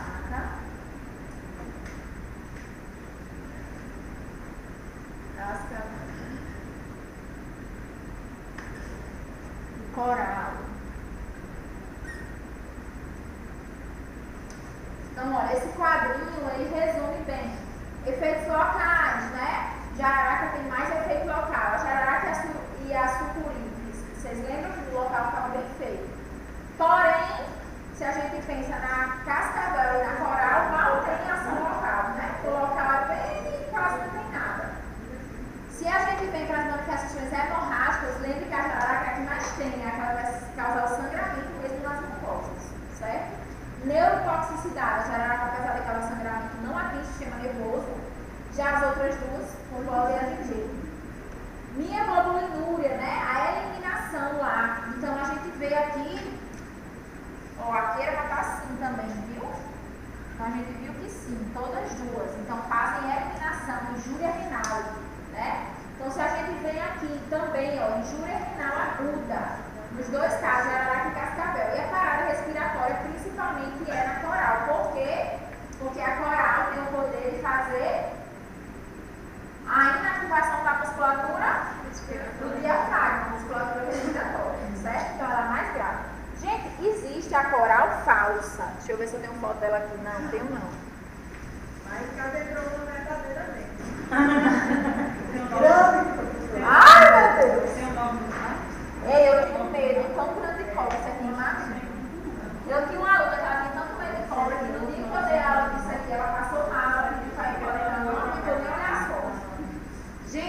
A coral falsa, eu não sou bióloga, né? Mas a gente, ao longo do tempo, vai aprendendo as coisas, mas ela tem a característica de ter a barriga branca, certo? Então, a perna dela é toda redondinha, toda. A coral falsa não, ela tem a barriga branca. Só a parte de cima que é colorida. Agora vai esperar virar pra ver, né? E nem vai virar pra tu ver. Aí nem vou pegar ela pra levantar. Vou pegar pra levantar. Sem um verdadeiro ou falso nada. Ai, meu Deus. São bonitas, mas aí são Ei, tem demais aqui, viu? Coral, tem muito aqui, coral. Gente, como é que trata? Trata com isso aqui, certo? Então, acidentes com cobra precisam, essa daqui sempre, precisa de soro antiofídico. O que é um soro antiveneno, a terapia de veneno, ou chamado também de soro antiofídico? Nada mais é do que uma medicação que é produzida a partir do veneno da cobra, certo? Então, precisa se extrair o veneno. A partir do veneno, eles entendem como é que o veneno funciona e é como se eles transformam a partir do veneno um antídoto que vai neutralizar os sinais, né, os sintomas do veneno. Então, o soro antiofídico, ele inativa, neutraliza o veneno. Só que ele só consegue ser produzido com o próprio veneno. Então, para isso, né, o Instituto Butantan, enfim, muitos institutos que produzem isso, eles vão precisar do veneno da cobra, então eles vão precisar do animal, extrair ali gotinhas e a partir da gotinha ele vai produzir. Como é que é produzido esse soro? Só a título de curiosidade para vocês saberem. Deixa eu passar para aqui. Esse soro antiofídico, gente, ele é produzido através de outro animal. Então, partículas, pouquinho, uma quantidade mínima do soro é injetado em animais de grande porte, como, por exemplo, os amiguinhos cavalos. Então, eles introduzem o veneno no cavalo. O sistema imunológico do cavalo vai começar a produzir células de defesa contra o veneno. A quantidade que é inoculada não causa efeito no cavalo, certo? Não mata o cavalo, nem adoece o cavalo. É uma quantidade muito pouca. Somente para acordar o sistema imunológico do cavalo. Aí, o sistema do cavalo começa a produzir anticorpos contra esse veneno, ou seja, células que começam a combater o veneno. E aí, quando esse cavalo tiver uma quantidade grande e boa de anticorpos, é coletado o sangue dele, separado esse soro, essas células, e aí na hora que acontece um acidente com o paciente, esse sorinho não é o sangue do cavalo, pelo amor de Deus, né? Essas células aí, esses anticorpos que conseguem combater, inativar o veneno, a gente inocula no paciente, certo? Então é assim que são produzidos esses soros. Quantidade no estado está bem precária, baixíssima, certo? Por quê? Principalmente por falta de produção, tá? Não se produz aqui, eles recebem de fora. Mas parece que teve aí uma corte de verbas aí do governo, não sei, algum ruído aí, que recentemente eu soube que está bem abaixo do esperado, tá? Aqui a gente tem um hospital só de referência, que é o José do Trigueiro, mas manda para o interior também se precisar, certo? Então, geralmente fica um polo Caicó, um polo Mossoró, algumas quantidades de soro, caso precise. Mas a maioria dos pacientes precisam se deslocar para Natal para fazer essa terapia, né? Imagine quem mora lá em Patos Ferros, lá no fim. É longe. Mas, professora, eles dão alguma medicação Antes, pronto. O que se faz? Estabilizar. Então, se o paciente vai com sangramento, passa medicação para parar o sangramento. Se o paciente vai com dor, passa medicação para dor. E o paciente hidratado, dando soro, hidrata, porque quanto mais hidratar, vai lavar como se eu estivesse lavando sangue. E aí o veneno vai se diluindo e pode ser eliminado. Mas não tem assim uma medicação para inativar, só isso aqui. Agora, até chegar a tomar, aí faz hidratação intensa, hidrata o paciente com soro, sempre muito. Medicação para dor, para o sintoma que ele estiver tendo. Se ele tiver uma parada respiratória, faz a reanimação, faz todo o procedimento, certo? Mas no sentido, até entuba se precisar, mas para inativar o veneno, para dizer que ele se elimine mesmo no corpo, tem que fazer isso, tá? Às vezes, gente, o paciente chega com 10, 12 horas do ocorrido. Às vezes já está até bem. Porque em muitas situações o próprio corpo consegue ir eliminando, tá? Então chega 24 horas depois, 2 dias depois. Mas por precaução sempre se faz o soro para garantir realmente que foi ali ali eliminado. Chama-se soro, porque essa parte do anticorpo que é retirada do sangue a gente chama de soro. É por isso que fica o nome soro antiofílico. Mas não é um soro, não, é uma medicação, certo? Que a gente, às vezes eu digo soro, acho que é um soro normal. Não. É uma medicação que se faz, certo? Entenderam como é produzido? Bem interessante, né? Vou só voltar aqui. E aí, dependendo do veneno da cobra, se faz o soro para aquela cobra. Então, gente, acidente com cobra, tem que saber qual foi a cobra. Mata a cobra e leva, tô brincando. Mas acontece que chega no museu, o povo com as cobras. Olha, foi esse aqui, traz um pote, traz um saco. Aí tira uma selfie da cobra. Hoje tem um celular, você, né? Mas tô brincando, mas assim, o que é que acontece? Geralmente, se tem a identificação de qual é o animal, quando, por exemplo, você não lembra, não viu a cor, não sabe como era, estava lá dormindo, você, né?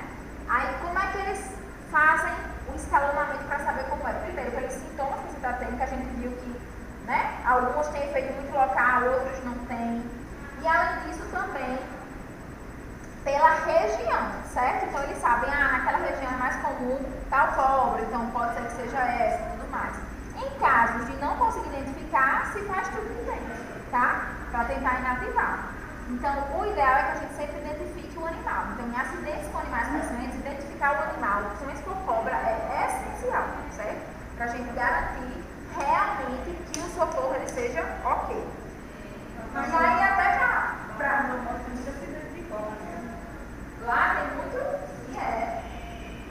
para complementar o que ela perguntou, o que é que se faz, né, professora? A gente pode também, gente, lavar o ferimento com cuidado, certo? Se o ferimento for, por exemplo, de jararaca, aquela coisa horrível, vocês viram de forma que ela, né, pode. Então, nessas situações, pode-se lavar o ferimento até chegar ao ambiente, também pode. Mas o que não pode é tentar botar cachaça lá em cima, sugar. Eu já vi de tudo, cortar ali para sugar, não, isso não.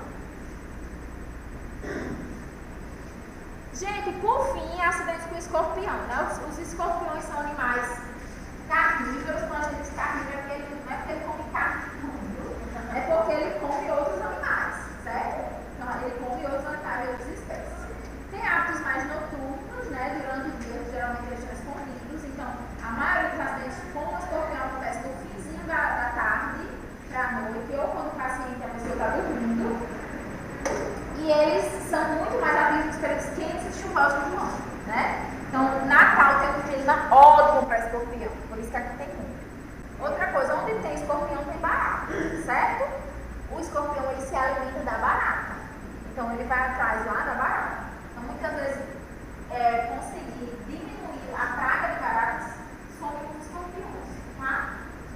Aqui são alguns de importância médica, né? Eu não vou falar esses nomes chiques aí, porque esses nomes de escorpião são nomes bem ruinzinhos, mas o que tem maior importância aqui pra gente é esse aqui, o escorpião amarelo, certo? É o daqui, né? É o daqui, que é esse aqui, ó.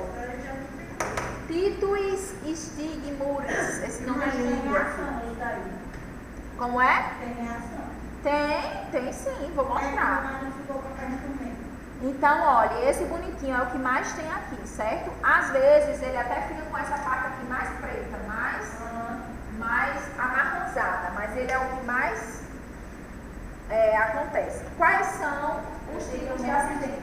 Então, todos aqueles que a gente viu, eles têm uma possibilidade de causar tanto um acidente leve quanto um acidente grave, certo? Porém, gente, o que mais tem risco é o escorpião preto, certo? Ele tem um veneno, uma pecinha mais neurotóxica, que possa causar mais consequências. Mas, quanto à classificação, como é que a gente classifica se um acidente é leve, moderado ou grave com o escorpião? Aí não é por causa do tipo de animal, é por conta dos sintomas que o paciente apresenta. Então, a gente classifica um acidente de escorpião leve se o paciente estiver sentindo apenas dormência, parestesia local, né? Que é o que ela relatou lá no área sentiu a dor, sentiu uma dormência, pé com dormente e tudo mais. Pode ter aí algumas agitações, um ataque cardíaco leve, algo muito tranquilo, mas o paciente não chega a passar mal mesmo, ele sente dor, que pensa um negócio que dói Professora Ana, Meu celular tá em 8%. Eu coloquei no carregador, mas a carga não tá Qual é seu aguentando o nome? aplicativo aberto. Seu nome, meu amor, que eu tô com o slide aberto, aí não dá pra ver.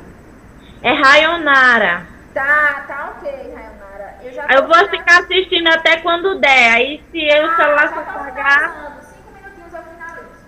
Então, ó, acidentes leves, gente, é quando o paciente tem apenas dor, calma, parestesia, bem tranquilo. Agora, se o paciente já começar a ter dor muito intensa, né? Uma dor lacinante que ele não consegue, assim, além da dor associada a náusea, vômito, sudorese, produzindo muita saliva pela boca, né?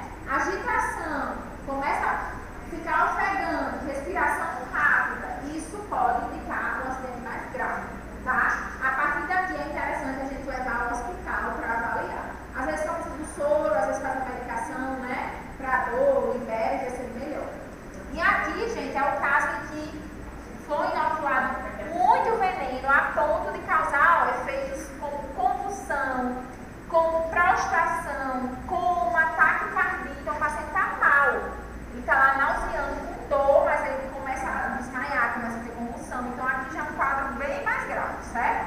Então acidentes com animais de escorpião a gente avalia de acordo com os sintomas, certo? Se é leve, se é moderado ou se é grave. Pra gente finalizar o tratamento, né? Então o tratamento com acidente de escorpião, analgesia, então bloqueio da dor, certo? Então vou bloquear a dor, pode ser medicação, ou também pode ser medicação na veia, ou eu posso fazer um anestésico no local onde foi picado para parar ali aquela dor, isso acontece também. E se for acidente moderado, eu vou usar aí também o quê?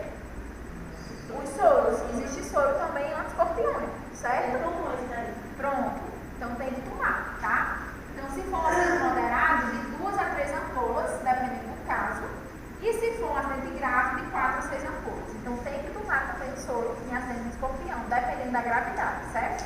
Aí é bom sempre avaliar, às vezes o paciente tem uma comorbidade, já é de idade, já tem uma hipertensão, já tem uma diabetes. É bom tomar para realmente evitar ter danos. Ok, gente? Finalizo por aqui. Pessoal que está em casa, chamada. Ok?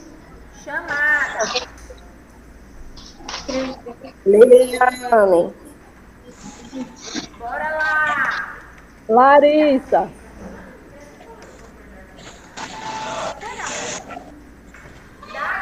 Valdeci Freire, professor. Valdeci Freire. Calma, eu vou chamar um por um. Daiane. Presente.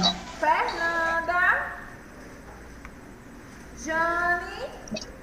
Aqui. João Maria. João Maria está saindo. Larissa.